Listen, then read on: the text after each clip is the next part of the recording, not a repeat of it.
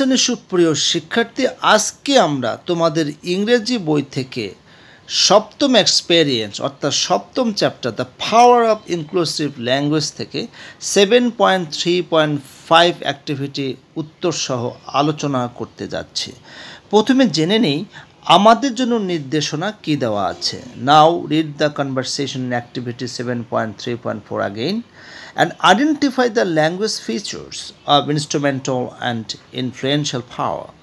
Again, find out the language features used to neutralize the power that make the conversation more acceptable and democratic.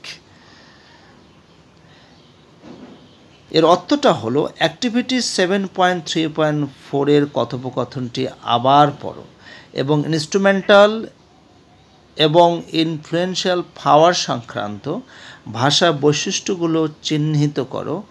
আবার কথোপকথনটিকে আরও গ্রহণযোগ্য এবং গণতান্ত্রিক করার উদ্দেশ্যে ক্ষমতাকে নিরপেক্ষ করার জন্য ব্যবহৃত ভাষা বৈশিষ্ট্যগুলো খুঁজে বের করো।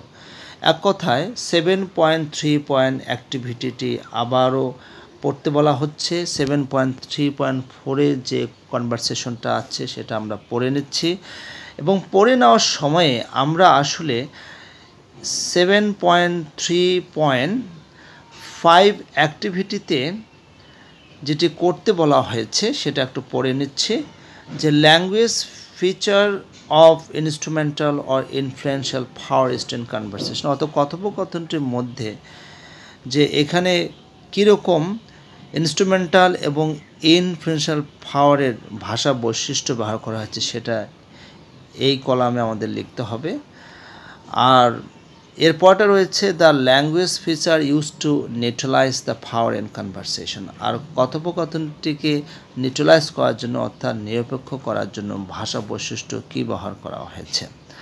ঠিক আছে, তাহলে আমরা এখন কনভারসেশনটা যেহেতু পড়তে বলা হচ্ছে আমরা আবারও পড়ছি এবং পড়ার সময় তোমরা এখানে দেখতে পাচ্ছ আমি দুই রকম কালি ব্যবহার করেছি এবং এখানে সবুজ যে কালিটি হচ্ছে প্রথম কলামের জন্য এবং পরে যে হলুদ কালার রয়েছে এটা হচ্ছে দ্বিতীয় কলামের জন্য উত্তরগুলো প্রস্তুত করা হয়েছে। ওকে, পিটার এখানে বলছে যে good morning, I noticed you speak English with a different accent, where from.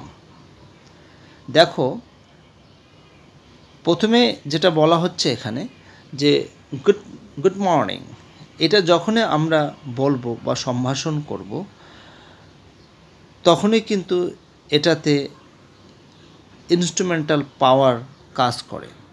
কীরকম ইনস্ট্রুমেন্টাল পাওয়ার কাজ করে? এই যে পাওয়ার মানে ইনফ্লুয়েন্সিয়াল পাওয়ার, ইনস্ট্রুমেন্টাল অথবা ইনফ্লুয়েন্সিয়াল পাওয়ারটা কাজ করছে। কারণ আমরা যখনই good morning, good evening, good afternoon এই শব্দগুলো ব্যবহার করি তখন অন্যের উপরে কিন্তু আমরা ইনফ্লুয়েন্স রাখা ক্ষমতা অর্জন করি বা মানুষের মন জয় করার চেষ্টা করি। ঠিক আছে, তো সেই জন্য এখানে বলা হচ্ছে গুড মর্নিং। তো পুরো ডায়ালগটিতে এগুলো কিন্তু চিহ্নিত করা হয়েছে। আর 2 নম্বর কলামে যেটা রয়েছে সেটা হচ্ছে নিউট্রালাইজ, অর্থাৎ ভাষাটিকে নিরপেক্ষ করার জন্য। গুড মর্নিং বলার পরে মিন্টু কি বলছে? মিন্টু বলছে good morning, yes I am originally from a country না এশিয়া। হ্যাঁ বলতেছে, হ্যাঁ আমি আসলে এশিয়ার একটা রাষ্ট্র থেকে এসেছি।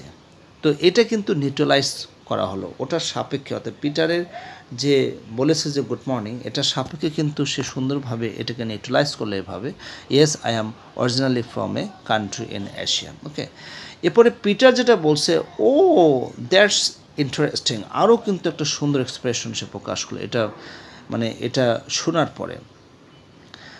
এবং পিটার নিজেই কিন্তু এটাকে নিউট্রালাইজ করলো, মানে নিরপেক্ষ করলো যে your English is really good, যে তোমার ইংরেজি আসলেই ভালো।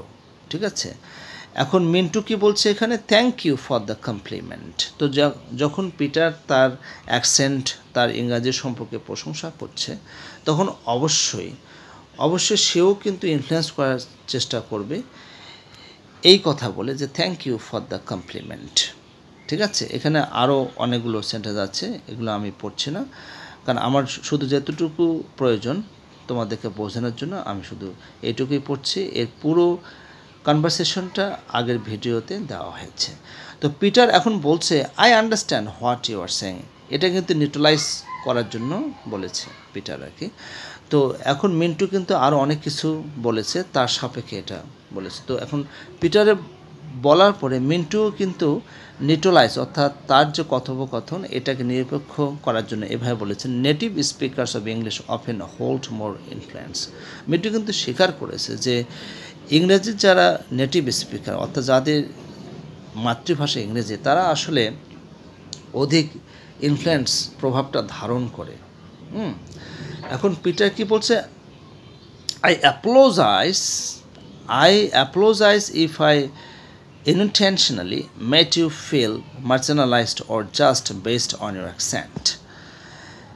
আমরা যখনই এই এক্সপ্রেশনটা ব্যবহার করব তখনই কিন্তু পাওয়ার অফ ল্যাঙ্গুয়েজ যেটা অর্থাৎ যেটা ইনফ্লুয়েন্সিয়াল পাওয়ারটা চলে আসে। আই অ্যাপোলোজাইজ খুব ভদ্রসূচক একটা অ্যাড্রেসিং, যে আমি ক্ষমা চাচ্ছি যদি আমি অনিচ্ছাকৃতভাবে আপনার এই উচ্চারণের উপরে একটা মার্জিনালাইজড অনুভব করে বা অন্যায় কিছু যদি করে থাকি তাহলে সেজন্য আমি ক্ষমা প্রার্থী। তো এই ধরনের যখনই আমরা এক্সপ্রেশন ব্যবহার করব তখনই কিন্তু মানুষ হিসেবে আমরা অন্যদের উপরে ইনফ্লুয়েন্স রাখার চেষ্টা করি।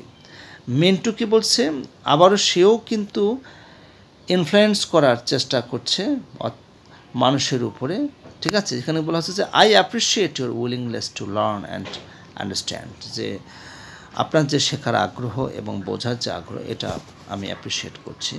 তো এভাবে পিটারও কিন্তু সেও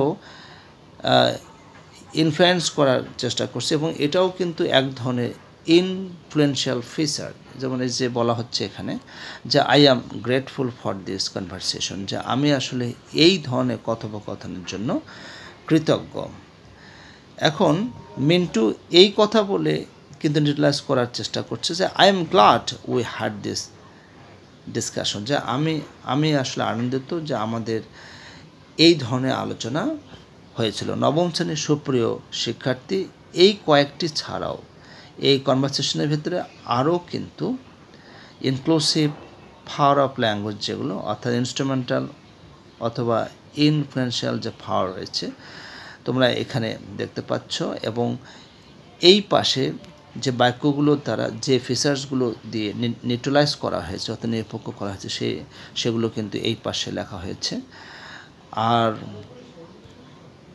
এই পাশে যেটা রয়েছে ল্যাঙ্গুয়েজ ফিচার অফ ইনস্ট্রুমেন্টাল অথবা influential power used in conversation, যেগুলো আমি অলরেডি তোমাদের বলে দিয়েছি, তারপরে আমি তোমাদের পড়ে শোনাচ্ছি।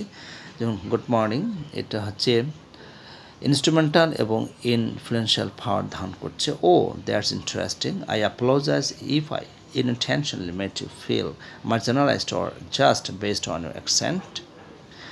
I appreciate your willingness to learn and understand. I am grateful for this conversation. তো এখন কিভাবে নিরপেক্ষ করা যায়, একজন যখন মানুষ কথা বলে তার কথা সাপেক্ষে যখন আমি ভদ্রসূচক উত্তর দেবেন সেটাই কিন্তু হচ্ছে নিউট্রালাইজ। ওকে, অর্থাৎ আপনাকে সবসময় নিরপেক্ষ থাকার চেষ্টা করতে হবে। যেমন এখানে সে বলছে yes I am originally from a country in Asia, যে আমি আসলে এশিয়ার একটা রাষ্ট্র থেকে আসছি। Your English is really good, এটাও কিন্তু একটা নিউট্রালাইজ করার মতো features. I understand what you are saying. Native speakers of English often hold more influence. I am glad we had this discussion. নবম শ্রেণীর সুপ্রিয় শিক্ষার্থী, অবশ্যই তোমরা বুঝতে পেরেছ, আর এই ফাইলটি তোমরা অবশ্যই ডেসক্রিপশন বক্স থেকে ডাউনলোড করে নেবে। আজকে এ পর্যন্তই, সবাই ভালো থাকবে। ভিডিওটি ভালো লাগলে অবশ্যই লাইক, সাবস্ক্রাইব, নোটিফাই করবেন।